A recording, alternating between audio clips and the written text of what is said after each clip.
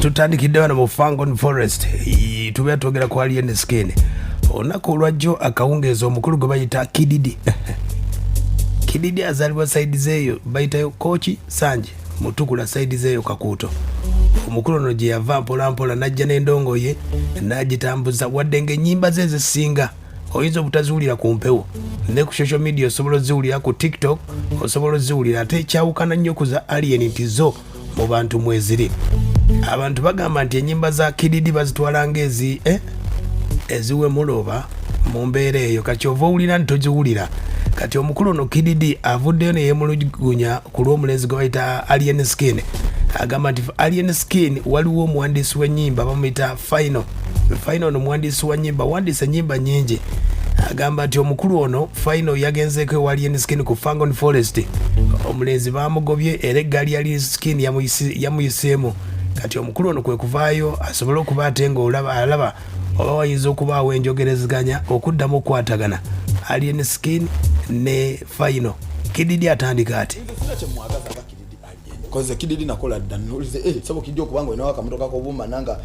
mu myaka ebiri gyoyimbidde wakakyuse motoka 3 yadde nkadimbawa abitata naye obuzibu nina last atakuuma busungu ku mutima enebodde ngoli last ngoli yo boy ngokwesa kubikubo banja gobachi no bato bikosa nengo last true last man totelekanga busungu ku mutima tewali busungu bumera ku mutima bwankakali dembo ki omuntu kati Final kasajja kaabwe kafaino zebanga linda bide Final kyobola banchali naye sema ne gunedi yakubirako Final nga mpulira omanyi Final mbera naye waka mbogwe Final mbera na banga mbera ne kakidi okakuyamba boy buli ebintu byagamba omuntu gwembera naye kyokka Final yogola aba from day one Final mnyinako omukono gwe ne sente nino okumukuba tata nzembera nga ne Final nga abantu makola be bansuza nga sina wakusula ba alien abo bagenza okujja okulaba Final nga sibamanyi nze Final yandaga alien tani ko tambula naye nga we nabibagamba batata we abere bawo musawa wange mbere nga mutwala nogena ngo buzija kuba ko kuyibyaga mu nani yali anabeko ngandi upcoming tada mu kwasa mangi ya boy sitambula ngo kushona ira nga tambula nkumi ebintu byensi bikyuka Kididi ategeeza nti alien skin yali ku gaali ya yali amukuuma nga alien skin yakuuma Kididi obudde obwo akadde kano ebintu byakyuka ulira Final agenda atya kukikomera kyokulaba n'omugoba abalasta no bagamba bamufulumye eyakuba emboozi y'enkola producer nga yagikubira na wako kipani Final yagikuba no kubanga idea yiye tata otubere nga tulina respect eri abantu twagala abantu abatulese n'abatubereddewo nze gambye nabeera ne alien namulabira wa Final nga Final munyanjuli ati naye ayagala naye kuyimba biki nze Final munyoneka bamita alien munaye nga kijja ukinga kifala nga Final yakitulaga yakyanjulira nga kijja ukijja kakola munene tukyagala simuvuma lwaki lwakuba simwagala ne just ati na uliddo busungu mungi nnyo bakingambye bugambye abalasta ne bajja nibanga ne Kid mwana walaba ye Kididi oyo boba okola ekintu kyonna oba kuyamba muntu ng'osuubira nti ajja kuddiza awo nno oyinza okufuna kyobadde toyagala kubanga si buli nti gogenda okuyamba ajja kusasula birungi ayinza n'okusasulamu enkomyo okusiba n'okomayo kati omukulu Kididi agamba nti alien skin yalijjukidde mwana mulenzi ono Final ne bakwatagana oba oliawo ne baddamu kikuba bonna bamanyi ba fiction bani bino by'ejugira bina true story boy Final yatandika alien mwaka kyo n'ennyimba yazikola zonna yo kebanga mwaka ki boy we twalinga wali ne Final nga embozi yenkola Final yagikubira mabega bonna bana bakimanyi buli bana boy n'abajulizi bangi osubira obuzibu bupa anti mwana kati Final kubanga omugoba bwotyo yakamugoba emirundi yeje kyanumye yamugoba ogusooka ne bangamba Final yazeeyo nga umanyika Final kali pole nikagenda okuddamu okumulafa ye mukulu oyo gwe bayita Kididi